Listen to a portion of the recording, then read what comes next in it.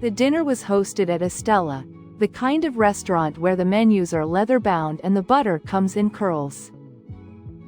They'd rented the private room, soft lighting, heavy drapes, and a champagne tower glinting like something out of a launch party. Which, in a way, it was.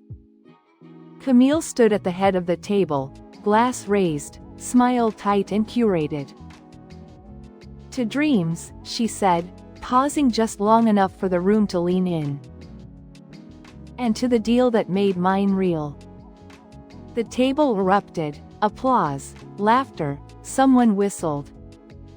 She beamed, chin tilted slightly, like she was angling for the best possible press photo. I sat at the far end, 3 seats from the door. One arm hooked around the back of my chair, like I might still decide to leave. She wore red, because of course she did, statement dress tailored like armor. And when the producer beside her slid a sleek velvet box across the table, Camille opened it with a flourish. "They said it's custom," she purred. Pulling out a plaque the size of a hardcover, gold plate, mahogany trim.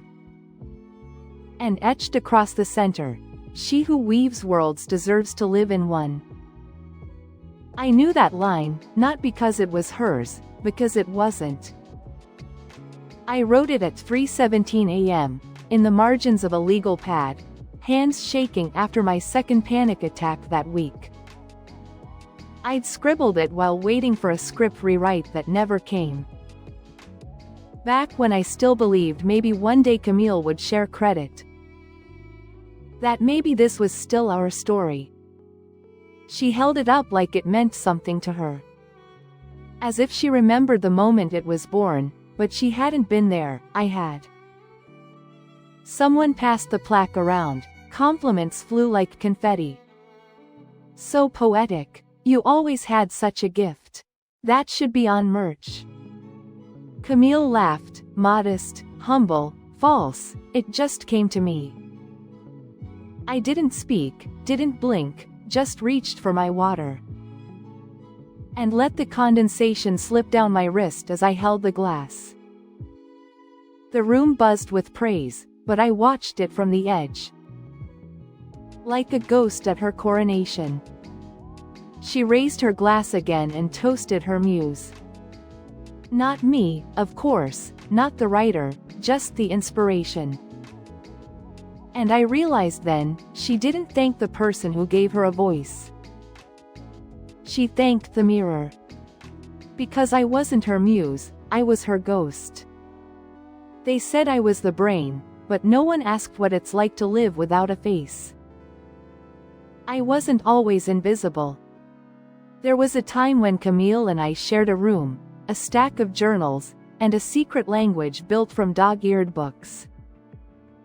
We used to stay up, whispering about the stories we'd write together one day. She'd pick the names, I'd write the scenes.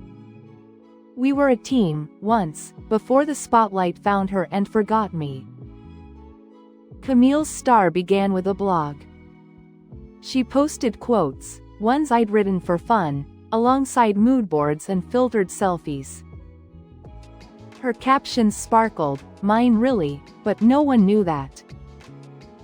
People called her relatable, witty, a fresh voice in fiction. She called me her editor, said it like a favor. Then came the idea, a YA fantasy series. She said, between sips of oat milk cold brew, something dramatic, like a girl with a sword, but emotional trauma too. I laughed, I thought she was joking, she wasn't. I sketched out a sample chapter that weekend, she called it magic. She posted a teaser online, under her name, it blew up. Agents reached out, she told me, "This is our shot, you write, I pitch." I told myself it was okay, we were sisters, I didn't need the credit, not right away. She emailed me a contract, labeled, administrative cleanup. Said her agent needed it for tax purposes. I signed it while eating leftovers in her apartment kitchen, didn't even read it. I trusted her. Book 1 sold in a week, then 2 more in preempt. Camille was suddenly the next big voice in women-led fantasy. Book tours, panel invites, sponsorships. I watched her praise the prose I bled for. She sent me checks, quiet ones, just enough to keep me in freelance work and therapy. Mom called her the visionary, Dad said we made the perfect duo. Camille's the face, Leon is the brain. But brains don't sell out theaters, brains don't get applause. I wrote entire chapters from her notes that read, more drama here, and make the girl cry, but smartly. She called herself a vibes first writer. I wrote the words, she walked the carpets. She didn't need to steal my name, she had something better, my silence. And I held on to it, because deep down, I thought she'd make space for me eventually. Thought she'd turn around one day and say, it's time. She did, but not for me, for Netflix. She didn't just take my voice, she sold it and signed the receipt with her smile. I found out the way most betrayals reveal themselves, not through confession, but paperwork. It was a Tuesday, the kind of day no one remembers. I just sent off a pitch to a client when an email slid into my inbox. Subject: International Licensing Rights Verification Request. I almost deleted it, I didn't recognize the sender. But something made me open it. Inside was a brief note from a legal assistant working with a distribution firm in Berlin. They were finalizing a contract for a streaming adaptation of The Kingdom Below, Camille's breakout hit. They wanted to verify the identities of any contributors who might be eligible for credit. There was a list, 6 names, hers at the top, mine wasn't there. But one footnote caught my eye, a clause buried deep in the contract language.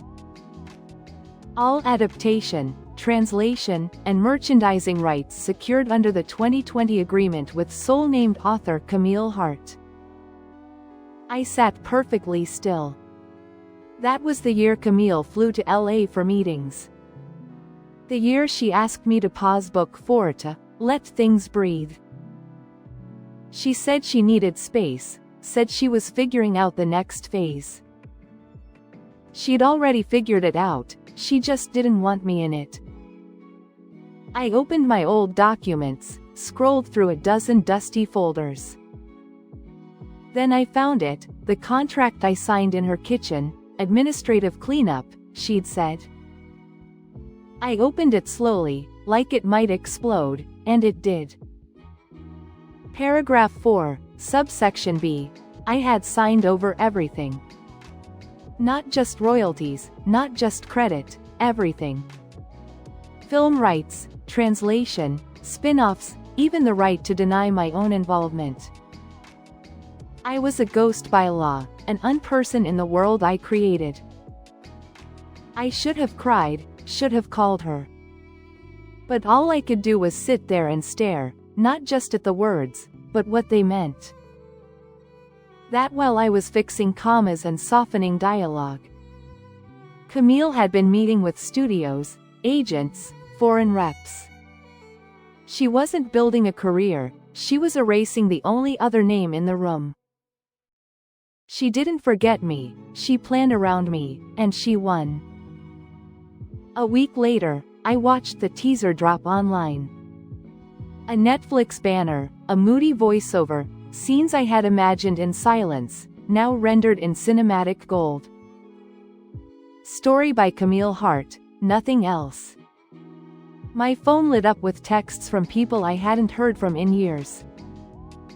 You must be so proud of your sister. She's such a visionary. Crazy how far she's come, right? No one knew, because no one was supposed to. And then, quietly, my name showed up where it wasn't meant to. A metadata tag, some intern had uploaded a licensing file to the wrong public drive. My pseudonym was still attached to the original outline from 4 years ago. That's how the lawyer found me, that's how the credits nearly cracked. But Camille's team moved fast, the file vanished within hours. My inbox was flooded with clarifications, a new NDA appeared.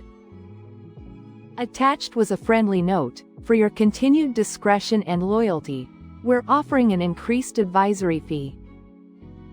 Advisory, like I'd been watching, not writing. I didn't respond, I didn't sign. Instead, I opened a blank document, typed one sentence. She wrote the contract, I wrote the story. I sat back in my chair, hands still shaking, and understood something I had never said aloud. She didn't just take my voice, she packaged it, sold it, and smiled for the cameras while I stayed silent.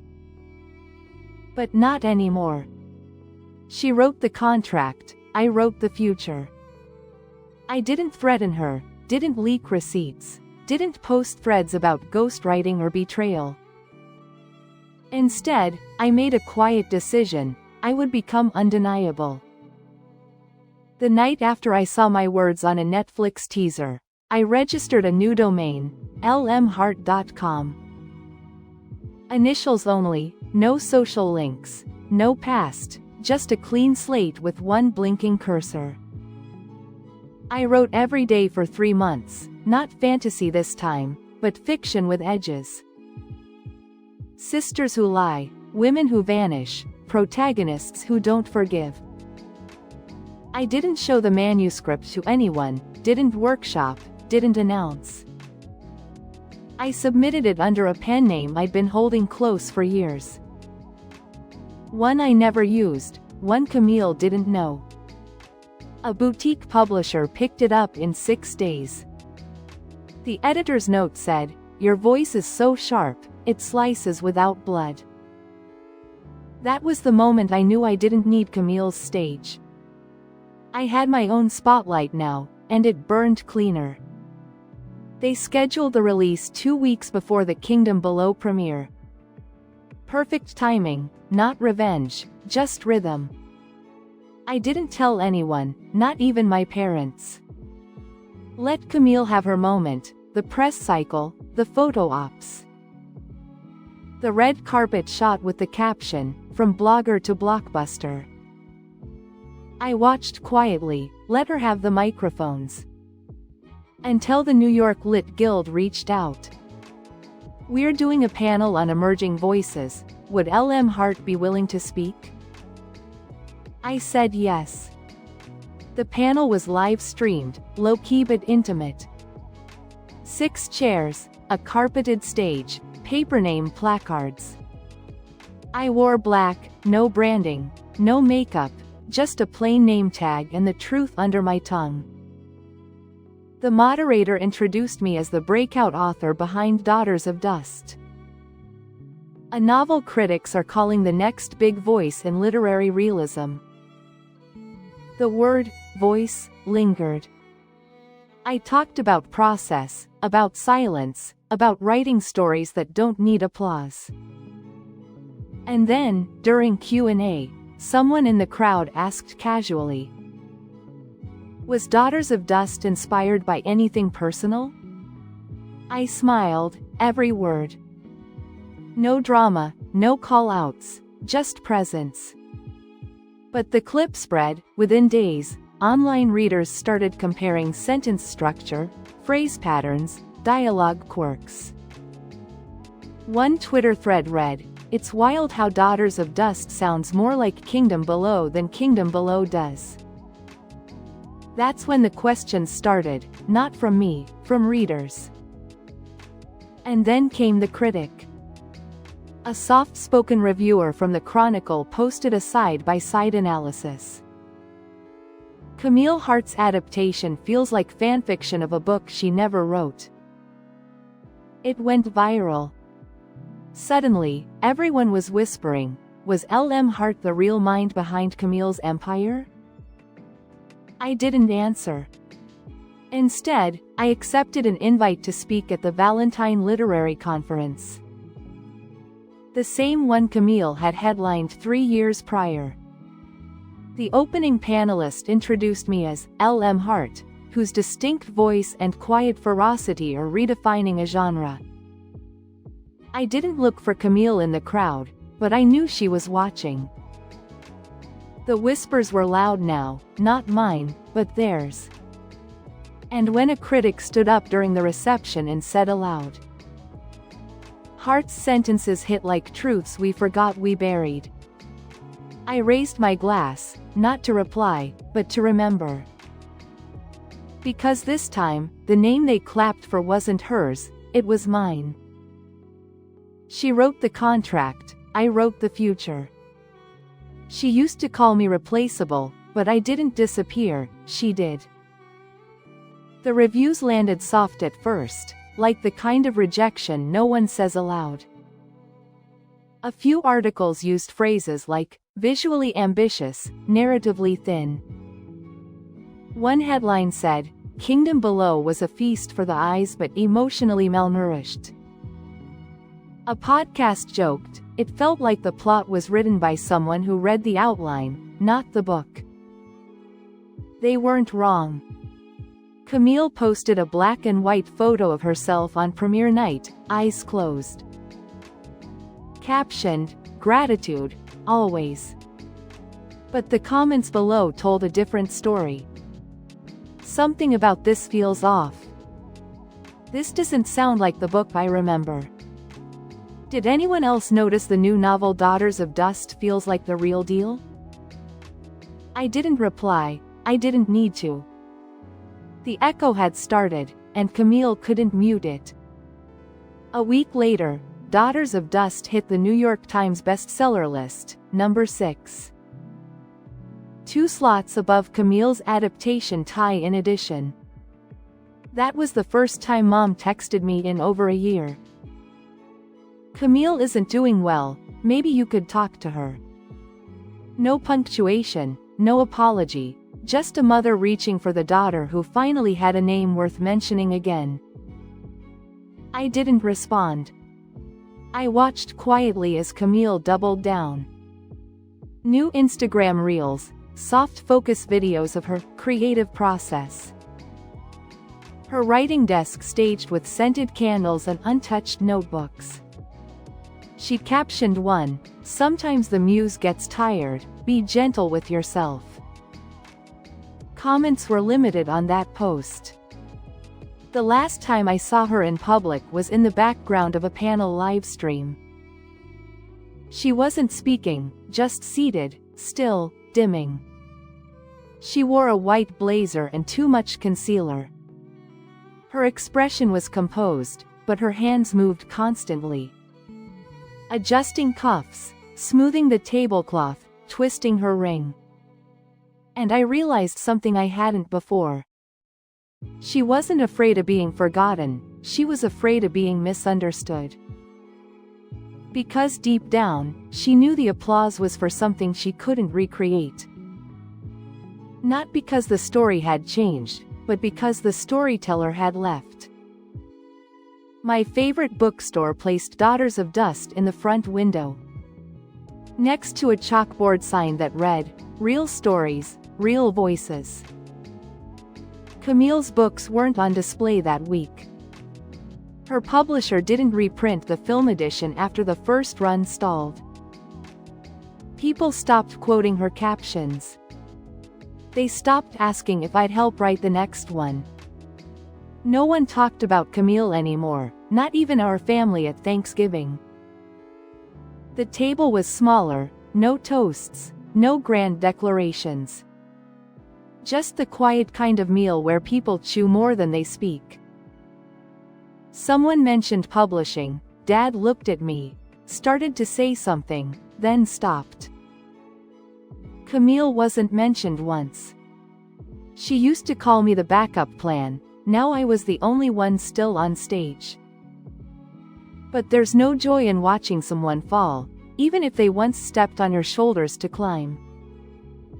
There's just distance, a recognition that the person who hurt you isn't in control anymore.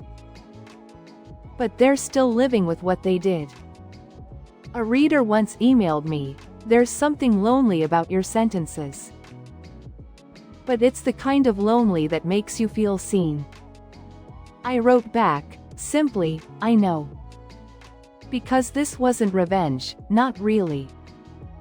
This was the sound that happens after a name stops echoing in someone else's mouth and starts living in your own.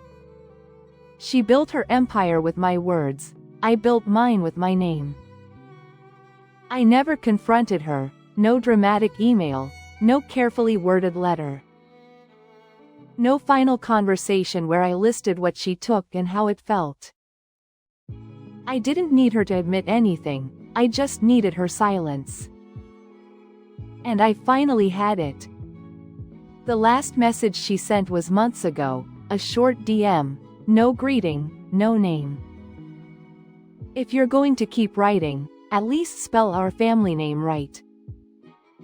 I didn't answer, just blocked the account and kept typing. Because now, the only person I was writing to was me. When the paperback of Daughters of Dust came out, I sat in the back corner of a small indie bookstore, while a young girl approached the counter, holding a copy. She had braces and chipped nail polish. And she turned to her friend and whispered, "This one made me feel like I wasn't crazy." Her friend nodded, "Same, I underlined like half of it." They didn't see me, they didn't need to, that was the point. A few weeks later, I was invited to speak at a literary festival in Oregon. The room wasn't huge, maybe 60 people in folding chairs. But they leaned in when I spoke, they took notes. One woman raised her hand near the end and asked, "Where did Daughters of Dust come from? What made you write it?" I paused, not because I didn't know the answer, but because for once, I wasn't afraid to say it. "It came from silence," I said. "The kind that tries to erase you, the kind you learn to survive inside." There was no gasp, no dramatic reaction. Just quiet understanding and nods from people who'd lived through the same. After the panel, a woman in her 50s approached me. She didn't say much, just handed me a folded program with a note inside. "Thank you for reminding me I don't owe anyone a rewrite of who I was." That night, I sat in my hotel room by the window, watching the wind bend the tree branches in slow, patient arcs. I thought about who I used to be, the girl who edited chapters in exchange for praise that never came. The sister who gave away credit like it was currency she wasn't supposed to spend on herself. She's gone now. What's left is quieter, slower, but steadier. I don't explain myself anymore. When people ask what I do, I say I write. I say my name. Sometimes, I still catch myself hesitating, waiting for someone to question it, to say I'm only here because someone else made space. But then I remember, no one made space, I took it back. One of my favorite readers once sent me a photo of her bookshelf. Daughters of Dust sat between two hardcovers. She wrote, "This one made me feel seen, like someone left a light on for me." I stared at that photo for a long time. Because that's all I ever wanted, not applause, not revenge. Just proof that I'd lived, that my voice had outlasted the version of me they tried to narrate. The dedication in my second novel reads, "For the girls who are always asked to stay behind the curtain." I don't write about Camille anymore. She's not the story, I am. Some stories aren't about revenge, they're about reclaiming what should have never been taken. Your name, your voice, your place. At Reddit Reveal, we don't chase drama, we uncover what's been buried. Truth, identity, quiet power. Because not everyone needs forgiveness, some just need the silence to end. Have you ever had to take your story back? Share it in the comments, your voice might be the one someone else needs to hear.